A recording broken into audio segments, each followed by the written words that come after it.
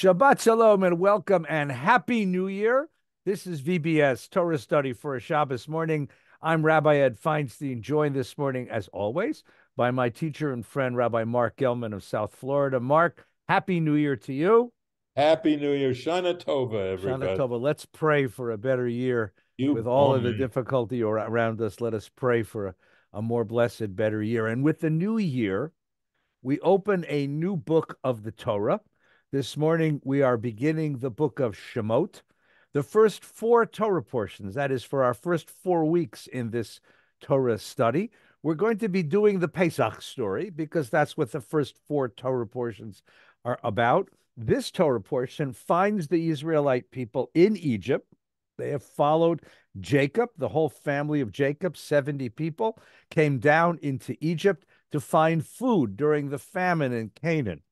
The Torah portion opens with the rise of a new Pharaoh. Pharaoh doesn't know Joseph, doesn't know the backstory, wakes up one morning and finds that there's Jews everywhere, becomes fearful of them, and so begins a series of efforts to try to limit their population and their power. He enslaves them.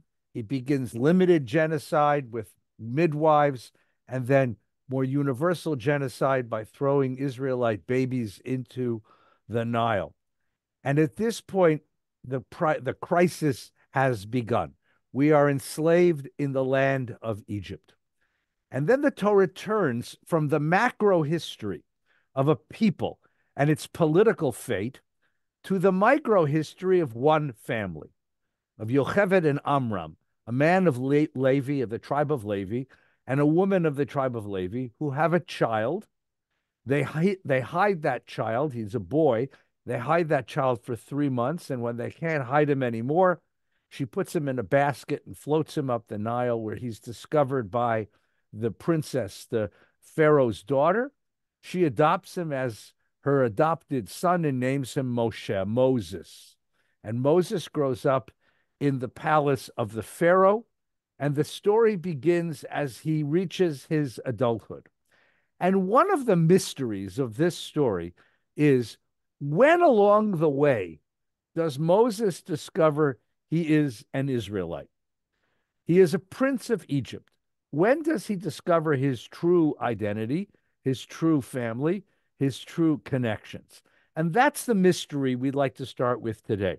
Mark, I know you've thought about this a lot. Talk to us about Moses and his origins.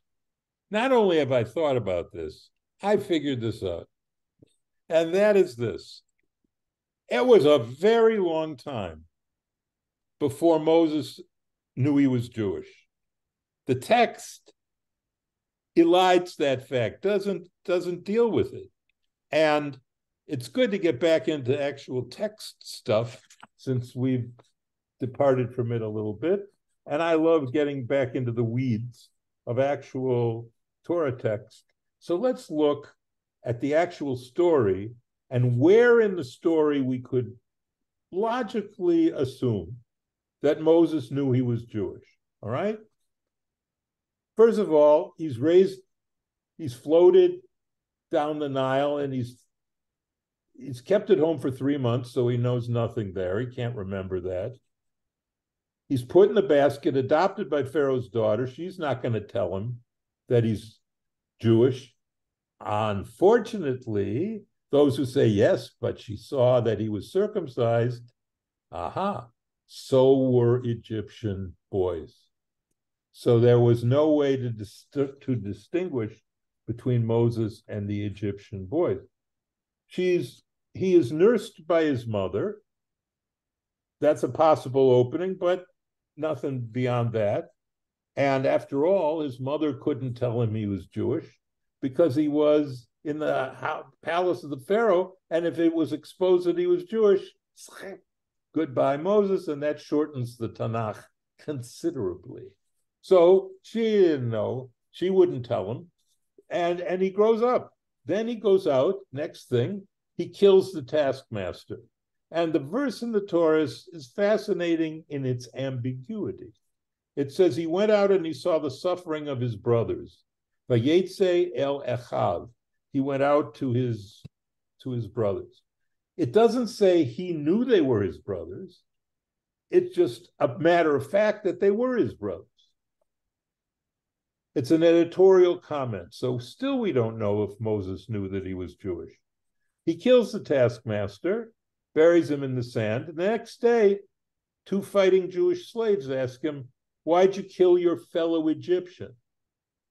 Now, the right answer, if you know you're Jewish, is you tell them, "Hey, I may look Egyptian, but I'm Jewish like you." Doesn't say that. So he still didn't know.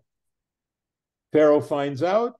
Moses flees into the desert, where he meets Jethro, becomes a shepherd, marries Jethro's non-Jewish daughter, Zipporah. Moses could have required a Jewish ceremony, but he doesn't. Then at the burning bush, finally, now we're already at the burning bush, God reveals to Moses that he is God. He's the God of your father, Abraham, Isaac, and Jacob, and tells Moses to go back to Egypt and free my people. Now, for the first time at the burning bush, Moses knows he's Jewish, but nothing else, just that he is Jewish. That's where he learns. So then an interesting thing happens in the most troubling verse. Well, let me interrupt you for just a moment. Yeah. Because there's another piece of this, which I think adds a little more evidence to your case. Good. Which if it is helps my case, please interrupt. Moses asks God a question. What is your name? He asks God, when I go to the Israelites, and I do what you told me to do, I go to the Israelites and I tell them, the God of your ancestors has sent me to save you. They're going to ask me, what is that God's name? What am I supposed to tell him? Now, if he's already an Israelite, he would know God's name, because the premise of the question is that the people, Israelites, know God's name, and they just want to check and make sure that Moshe knows God's name. That's the Good. secret handshake. That's the secret handshake. But he wasn't raised, he didn't go to Hebrew school. So he doesn't know God's name. And what he's saying to them, what he's saying to God is, I'm an Israelite, but I don't know I don't know the language. I don't know this people. I don't know how to identify myself. What is your name? That And substantiates he your says, I will case. be what I will be. Well, there's a whole question of whether God can even tell him his name. But the question that Moses asks is exactly the question you would expect somebody to ask who isn't who just discovered that he is of the people but doesn't know anything more about it. Correct. Exactly the But he right doesn't question. know. But we can agree that it's at the burning bush that God says clearly, the God of your Your father. father, right. So there it is. But the most troubling part of the whole Torah is verse 425, where on the way back to Egypt, the guy that God just sent back to Egypt to free the people is attacked by God, who tried to kill him. Wait a second. What? God tells him, go back to Egypt, and on the way to Egypt, God tries to kill him. What is going on here? And then the response to that God wants to kill him is that Zipporah grabs a flint and circumcises their son Gershon and throws the foreskin at his feet, obviously Moses's feet, and says, you are a chatan damim, you are a bridegroom of blood for me, because of the circumcision. Then Moses continues his journey, and we get the people out and all that, and we get them, and then they go to Egypt. They come out of Egypt. They go into exile for 2,000 years. I go to Long Island. You go to Encino. I come to L.A. We have the Torah class, and here we are. That's so that's Jewish the history. whole story of the history of civilization, according to Exodus, where it begins, and Encino, where we all know history will end. So that's the point. Now, how did he know? Now, I wrote a midrash in years ago, and this was for children, and it's how did Moses know he was Jewish? Which, strange to say, the Walt Disney Corporation used in The Prince of Egypt as the way that Moses finds out that he's Jewish. And that is that I posited in my midrash that Moses's mother would sing lullabies to him. And those lullabies were lullabies that Moses heard when he was walking through the Jewish quarter, that Jewish women were singing to their own children. Mm. So it's through the lullabies of his mother, which I just love as a phrase, that he learned he was Jewish. And in The Prince of Egypt, for some reason, of all this weird idea that he learned from the lullabies of his mother, which was in my book, is included in The Prince of Egypt as part of their story.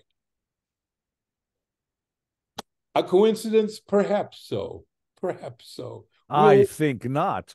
My people will work it out with your people. But anyway, I'm happy if anyone wants to do this. And after all, as Claudine Gay can tell you, you don't ever really get in trouble for plagiarism. Don't go there this morning. I'm not going there. But anyway, the question I think is a deeper question. It's an important question, right? Yeah. Which is, how is identity shared? How is it learned? How is it learned? How do we gain identity? What does it mean to discover an identity? I think that's actually a very deep question. Okay, let me just, before you answer, I want you answers.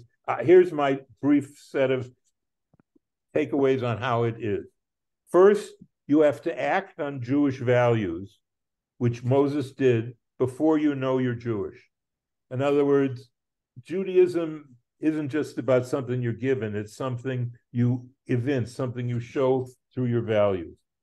Then he speaks to God, then he argues with God, then he made his family Jewish, then he fulfilled his destiny. That's exactly how we do it. What we learn to do what's right. We must hear God speaking to us personally.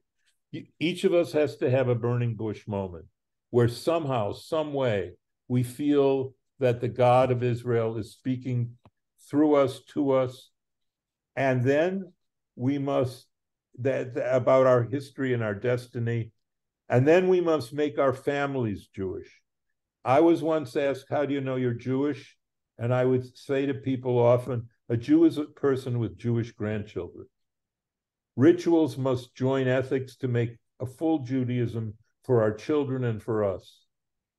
And I didn't know that I had become a Jew until my daughter went to college. She was very rebellious against my father, the rabbi. But then she went to Boulder, and one day I said, what are you doing? She said, oh, I'm going to the synagogue. I teach art at the synagogue. And that's when I knew. I knew I was Jewish, and I knew I had done my job. And she's a wonderful person. My friend Rick Warren has written, God has something special for each of us to do. And our task is to discover and then accomplish what is our chosen destiny. He sold a zillion books with that one idea, the purpose-driven life. And I believe in it. I believe that each of us has a destiny. Each of us has something that God wants us to do. It doesn't make any sense to me that God would bestow so many different blessings on human beings if it wasn't God's will that those blessings should flower into a million zillion flowers in the world that God has created.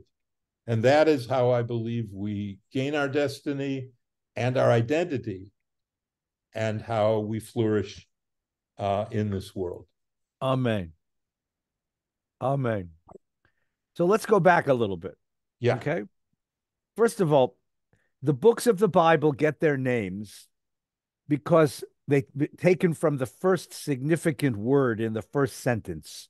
The first word in the first book of the Bible is Breshit, which means in the beginning. And so the name of the book is Breshit. In English, we call it Genesis. The second book of the Torah is called Exodus in English because it's about the Exodus from Egypt. But the first word in Hebrew is Shmot. Eile Shmot Bnei Yisrael. These are the names of the children of Israel who went down into Egypt. And the word Shemot means names. And it is, in fact, the name of the book because it's a book about identity.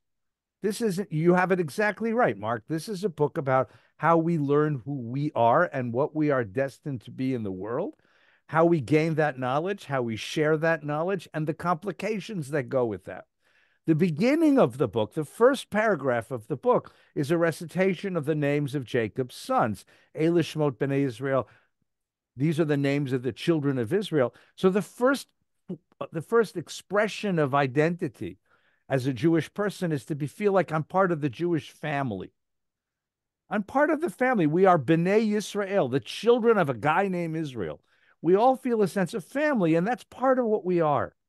We do have a sense of responsibility for each other, a sense of family. And family, as the great poet once described, is the place they have to let you in no matter what, right? We are responsible for each other, even if we can't stand each other. We're still responsible for each other. Despite our differences, there is a deep sense of affiliation and fidelity. The second thing that happens in that book is that Pharaoh, the Pharaoh who knew us, dies, a new Pharaoh rises and enslaves this people out of his paranoia. So the second element of our being, our identity, is a story, a narrative that shares a common experience. It's the experience of slavery, and I won't give away the end, but the experience of liberation that's coming. It's the experience that's celebrated on Passover, not just celebrated, but reenacted on Passover. It's the experience that we recount every single day in all of the mitzvot, all of the commandments that come to us, Zecher L'Tziat Mitzrayim, to remember the Exodus from Egypt. And it's in our sharing of a common experience that's the second layer of our identity.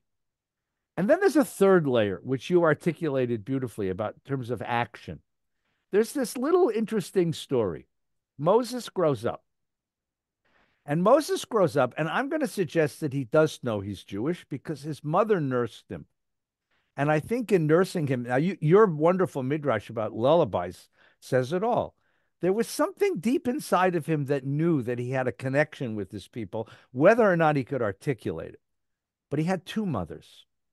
He had his birth mother, who was Jewish, the slave. Yocheved is her name. We find out later in the Torah. Later, yeah. And his adopted mother, the daughter of Pharaoh, Batya. In the movie, she's called Bithia, but it's Batya, right? Now, two mothers, two identities, child of slaves, prince of Egypt, two homes in the slave quarters and in the palace. He is in so many ways like the rest of us, a person of mixed identity. Now, I'll admit at the very beginning, this is a lot taken from our experience and imposed on the Torah, but I still think it's indicative, which is mixed identity, complex identity, layered identity. Not one of us is just anything, right? We are Jewish, we are American, we live in the South, we live in the North, we are Republicans, we are Democrats, we are Zionists, we are so many different things, layered identities. And the question is, how do you make sense of a layered identity? And then he has this crisis. And the crisis, as you said, is he goes out and he sees an Egyptian taskmaster beating the life out of a Hebrew slave. Now, the truth is that in the course of Egyptian life, that wasn't so unusual. Slaves were not human. Slaves were appliances. They're quantity of work personified. And a taskmaster beating a slave is the functional equivalent of a guy fixing a tire by the side of the road. Or we used to have a television set. If you wanted to get channel 11, you had to give it a whack.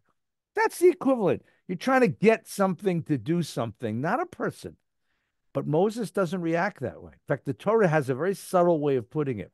It says he sees Ish Mitzri Makeh Ish Ivri. The word Ish is repeated twice because he doesn't see taskmaster and slave, nor does he see Hebrew and Egyptian. He sees Ish, man and a man. He sees two men. And suddenly his eyes are open. his eyes are open to the cruelty going on around him. And I think the Torah is trying to tell us that in addition to the family connection that makes us Jewish, and to the story, the narrative of our identity that makes us Jewish, there is a deep impulse to see human beings and to recognize their suffering and to respond. And again, he's the prince of Egypt. All he needed to do was to say to the taskmaster, stop. And the guy would have to obey. The guy would have thrown himself on the ground and kissed his feet because the prince of Egypt. And yet he doesn't do that. He picks up a stick and he whacks the guy, or a rock. I don't know. He hurts because there is something in him which is overwhelming, the overwhelming rage at the cruelty of the world, an overwhelming rejection of the cruelty, the brutality of the world, and unfortunately responds with brutality. But that's, I think, part of this people also. And I think what the Torah is trying to do is to make sense of what it does, what it means to be Jewish. This really is Parshat Shmot, the story of our identity. And I think that your point is very, very beautifully taken. It completes itself. This process of self-discovery completes itself at the burning bush. When God says, now I have destiny for you. And as you said beautifully, that's what life is about, is finding your destiny. And Moses' question is, who are you? Who is this God? And who am I? He even asks the question, Mi Anochi? Who am I? Now, he does it in the context of who am I to go to Pharaoh? But I think the deeper question of, tell me who I am. I have all these identities. I'm a prince of Egypt. I'm a child of slaves. I'm the son-in-law of the priest of Midian. Where do I belong? Who are my people? Where is my home? And most of all, what is my destiny? And I think that the identity crisis of Moses in this Torah portion, it echoes what many of us go through. True, it's a more modern phenomenon, obviously, but throughout history, Jews have wondered, where do I belong? Who am I and what's my destiny? And that's what this Torah portion is really about. Yeah, I'm with you. And I think the big takeaway for me in my life and my destiny is, Ed, that I took from this that we are people before we are Jews. I mean, of course, we're Jews, but our identity must be rooted first in our common humanity, not first in our Jewish identity. That comes later, and it's a subset of our common humanity. That's why, for me, the first 11 chapters of the Tanakh are not about Jews. Yeah. They're about the universal story of humanity. It makes no sense to have a Torah and ultimately a Tanakh that wastes 10 chapters on a history that has nothing to do with us. It's remember Rashi's first comment on the Torah. He quotes a first century midrash. Asks the question, why does the Torah begin with creation? Why doesn't it begin with the beginning of the mitzvot given to the people Israel? In Exodus, right. Why does it begin with universal time and not with Jewish time? Because it's universal time that is the soil out of which this redemptive plant of Judaism flowers into the world. That's what it is. It's because our universal identity must precede and ground our Jewish identity.